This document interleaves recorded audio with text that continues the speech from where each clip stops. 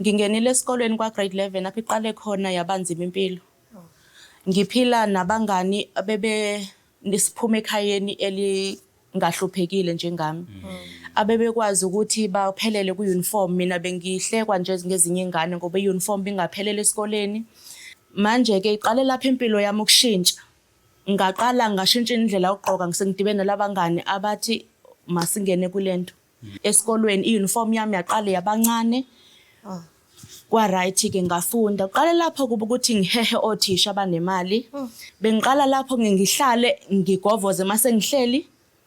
Ngigqoka isiketi esifishane ngibafisha labo thisha. Kwaqala lapho sathandana nabo thisha abanemali. Ngikwazi ukuziphilisa.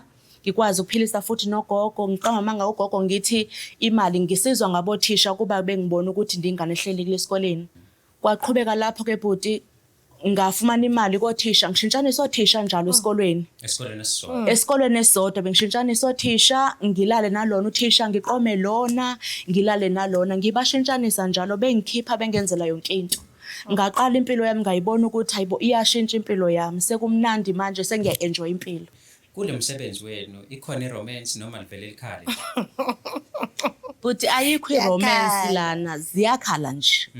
Mhlambe uyafika ubhuti engagqokile la efuna umuncu umphambili wakhe.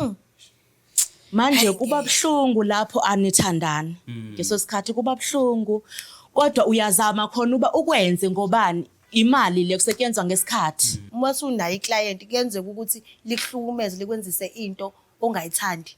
Uyahlukumezeka sisambona ukuthi mhlambe ukhokhe u500.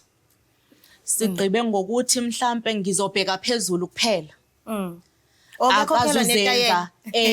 Hayibo imali ikhona. Akazuzenza ezinye izitayela kule mali le incane ilingene ukuthi mangibheke phezulu kuphela.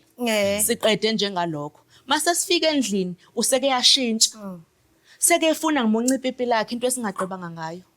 Sekefuna manje senze i-dog style into esingakhulumanga ngayo. Oh into nento inemali yayo. Yes, inemali yayo sisimase ukudunusela sekusho ukuthi sokufuneka manje ukhokha imali ethe xaxa. But isebenza ngemali lana ngiyabuka nje ingqovu zemoto eziqhamukayo. Isebenza ngazo ke zomoto mina. Kulapho ngimisa khona abama taxi nje ngibangathi nje angisebenzi inhlobo. Ngiyabiza mina u30 minutes wami sisiba u700. Hayibo. Mase kuphela inyanga ke bhuti wami kulapho qala khona ibhizi ke lapho hayi ke lapho kusuke ngisebenza lapho kuba ngena bayaphuma mhlambi ngiyalala nabantu abawu10 ngelanga.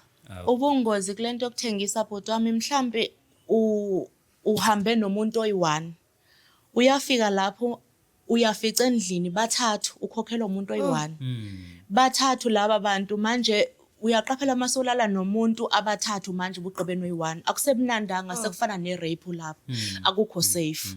Omunye umuntu niyahamba niyendlini afike endlini akushintshele angabisa qeda ngale mali besigqibe ngayo manje ngabusakukhokhela yona afike sekushintshele sekuhlukumeza sekenza izinto ongathanda ukuzenza zona mangisho into engingathanda mhlambe angangenza zona mhlambe esingaqibanga ngazo mhlambe athi ufuna ngifake engqeni wena usa-enjoy noma uya-enjoy? Awu-enjoy lapho sisiwami cha imali phela ngizoqeda uzoqeda nini lo muntu lento ayenzayo ngoba phela naku kubuhlungu ngaphambili naku buhlungu emuva angisathandi vele ukwenza lo msebenzi wokuthengisa manje but imali ayisekho bhuti wami ngoba kaloku ziyabiza nezinto esizigcobayo okokuqala ziyabiza into esizisebenzisayo siyajova ngala ukuthi sibukeke sibahle siglowa manje ngiyalidinga usizo ukuthi ngishintshe nje impilo ngoba akusemnandanga manje sengigcina sengingumuntu ongakwazi ukuphila ngaphandle kwama drugs kumanje nje ngiphila ngamaphilisi we-HIV